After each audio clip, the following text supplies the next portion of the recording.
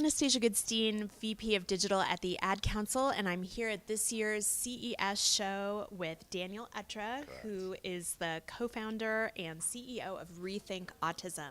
Welcome. Thank you. So tell me a little bit about why you started Rethink Autism and what the company is all about. Sure. So we began the company really looking at the need for services for families that have children who've received a diagnosis of an autism spectrum disorder, and then recognizing the impact and the difficulties that all the organizations serving that child also face. So school districts, social service agencies, and really the problem we set out to solve was you have this growing population with increasing needs and very specialized needs, and really a dearth of trained professionals who are available to deliver those services to this population. So we thought, how can we leverage technology to really drive best practice treatment down to the child level and do it in a way that it's useful, again, whether it's a family working with a child, a school district working with a child, or another organization.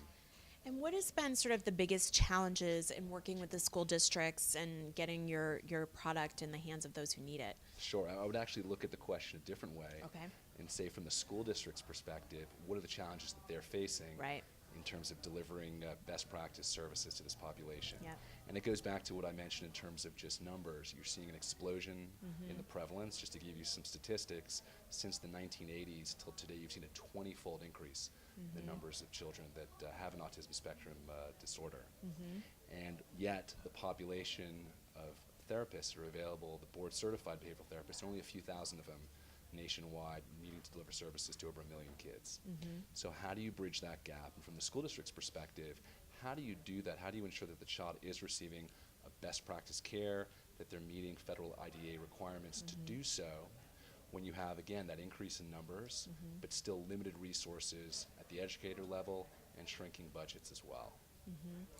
And what do you have planned for 2014? Like, is there any, enhancement or something to your product that you want to share? Sure. Our goal is to continue to grow in the school district market. We currently serve several hundred school districts nationwide. There's 16,000. Again, it's a growing population every year, so there will always be additional kids that need services. And our goal really is to reach every child on the spectrum and to help every school district that needs help in serving these kids effectively. And has there been anything at this year's CES, technology-wise, that you've seen, whether it's in the health space or in the education space, that's inspired you, or sort of, something that you'll take with you and either apply it or is just personally exciting? Sure. Well, I think it's both personally exciting, but also thinking about the intersection between healthcare and education. A lot of what we do and a lot of the way treatment is delivered effectively is being able to monitor the progress of the child. And you'll hear things about data, big data, et cetera.